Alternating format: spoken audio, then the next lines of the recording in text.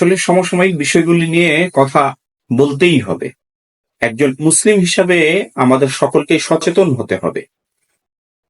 কারণ হচ্ছে আল্লাহ সুবহানাহু ওয়া তাআলা কোরআনের মধ্যেই বলছেন, ইয়া আইয়ুহাল্লাযীনা আমানু লা তাত্তাখিযুল ইয়াহুদা ওয়ান নাসারা আউলিয়া বা'দুহুম ওয়া আউলিয়াউ বা'দ। হে ঈমানদাররা, হে মুমিন, তোমরা যারা বিশ্বাস করো, ইহুদি এবং নাসারা অর্থাৎ মাগদুব এবং দল্লিল এই দুটি দলকে কখনো বন্ধুরূপে গ্রহণ করো না, তারা একে অপরের বন্ধু। সেই হিসাবে আপনি একটা বিষয় চিন্তা করেন, আজকে যে প্রোডাক্টটি নিয়ে সমালোচনার ঝড় হচ্ছে, যেটাকে বয়কট করা উচিত, আপনি কোন কোকে ঢোক দিচ্ছেন? আপনি ওই কোকে ঢোক দিচ্ছেন যেই কোকে প্রায় 40,000 নিরীহ আমার মুসলিম ভাইদের রক্ত মিশে আছে। আপনি ওই কোকেই ঢোক দিচ্ছেন যেই কোকের মধ্যে রয়েছে হাজার হাজার মুসলমানদের আহাজার। আপনি টাকা দিয়ে সেই পণ্য কিনে আপনি ওই দখলদার বাহিনী, ওই নামটাও আমি নিতে পারছি না, কারণ ওই নামটা নিলেও ফেসবুকে ওরা আমাদের আইডি গুলি ক্র্যাশ করে দিচ্ছে। প্রতিবাদের ভাষাটা কিভাবে ভাই? সুতরাং ওই নামটিও নিতে পারছি না, ওই লেখাগুলি, আপনি শব্দগুলি মাগদুব এবং দল্লিন, ইহুদি নাসারা, এই শব্দগুলি আমি বলতে চাচ্ছি। কারণ ওরা এমন ভাবে মুসলমানদেরকে আঁকড়ে ধরেছে, কোনো প্রতিবাদের ভাষা ওরা রাখতে চাচ্ছে না। কত বড় ভয়ঙ্কর অবস্থায় আমরা দিন যাপন করছি।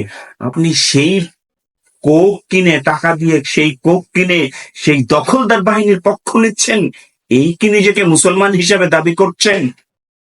এই মুসলমানদেরকে ধিক্কার জানাই, এই মুসলমানিত্বকে ধিক্কার জানাতে হবে।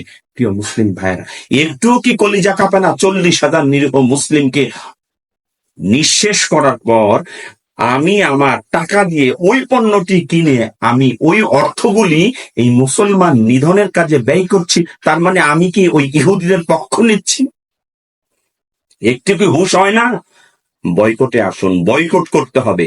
আমি একজন মুসলিম হিসাবে আমাকে পণ্য বয়কট করতে হবে, শুধু তাই না, যারা এর বিপণন করে, যারা অভিনয় করে, এর পক্ষ প্রমোট করার চেষ্টা করে, এই সকল মানুষগুলিকে চিরস্থায়ীভাবে বয়কট করুন। এটাই ইমানদারিত্বর লক্ষণ, এটাই ইমানদারিত্ব। কারণ আল্লাহ যেখানে বলছেন তোমরা কোন রূপে তাদের সাহায্য করো না, আপনি তাদেরকে অবলীলায় সাহায্য করছেন আর নিজেকে হোমরা চোমরা মুসলিম হিসেবে গণ্য করছে। প্রিয় প্রিয় দেশবাসী, একটি কথাই বলতে চাই, বারবার বলতে চাই, বয়কট কেবল একবারের জন্য না, স্থায়ীভাবে ইসরায়েলি পণ্য স্থায়ীভাবে বয়কট করতে হবে, যে আমার অর্থের একটি টাকাও যেন মুসলিম হত্যায় ব্যবহৃত না হয়, সেই দিক সচেতন রাখতে হবে।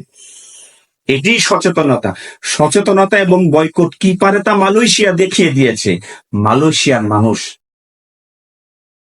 ওই দেশীয় পণ্য ম্যাকডোনাল্ডস কে বয়কট করে আইসিইউতে পাঠিয়ে দিয়েছে। আমার দেশের মুসলিম ছেলে, যুবক ছেলেরা এই কোমল পানীয় না খেলে কি তোমাদের কলিজা ভরবে না? দেশীয় প্রোডাক্ট কি নাই? ইমানদারিত্ব কি নাই তোমাদের? একটু বিবেকের চিন্তায় সচেতন হয়ে ও ইসলাম বিরোধী যেই শক্তিগুলি আছে ওদের নিঃশেষ করতে হবে। আমি আমাদের অবস্থান থেকে আমাদের সমর্থই আছে এই বয়কটটুক করার। এটুকু যদি আমরা করতে পারি, কিয়ামতের দিন আমি আপনি জবাব দিতে পারবো ইনশাআল্লাহ। এটা আমরা বিশ্বাস করি।